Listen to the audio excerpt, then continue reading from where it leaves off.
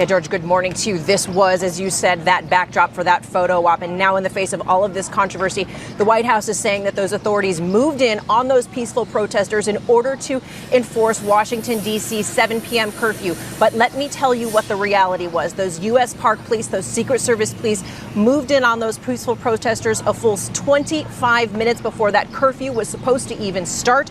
And they cleared the way. And then President Trump showed up right here for that photo op. Outside the White House, protesters facing off against authorities, kneeling and raising their hands in peaceful demonstration.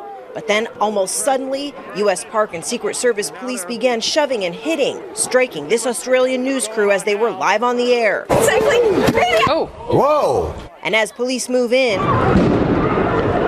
they fire tear gas on the crowd. While inside the grounds of the White House, a remarkable split screen. The president claiming to be an ally of peaceful protesters. I am your president of law and order and an ally of all peaceful protesters.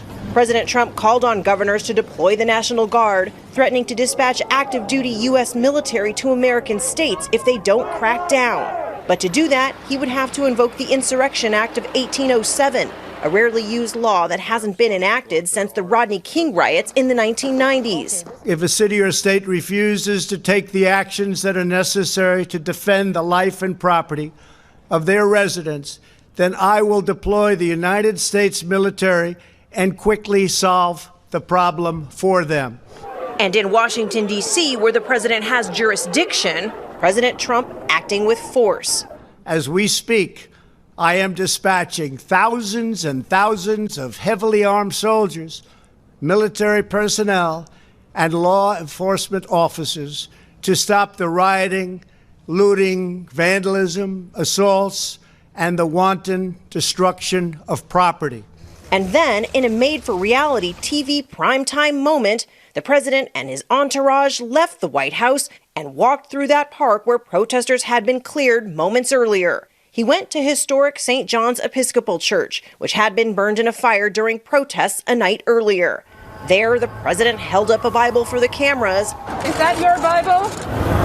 It's a Bible. Standing in various poses for a full minute and a half. Thank you very much. We have the greatest country in the world. Thank you very much, everybody. In Delaware, Joe Biden paid a very different visit to a place of worship, meeting with community leaders at Bethel AME Church in Wilmington. Hate just hides, doesn't go away.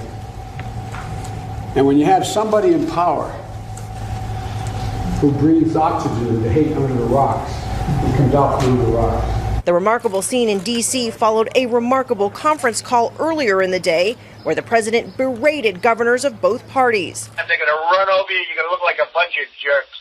You have to arrest people and you have to try people, and they have to go to jail for long periods of time. On the call, Illinois Democratic Governor J.B. Pritzker criticizing President Trump's rhetoric. I've been extraordinarily concerned about the rhetoric that's been used by you. People are feeling real pain out there.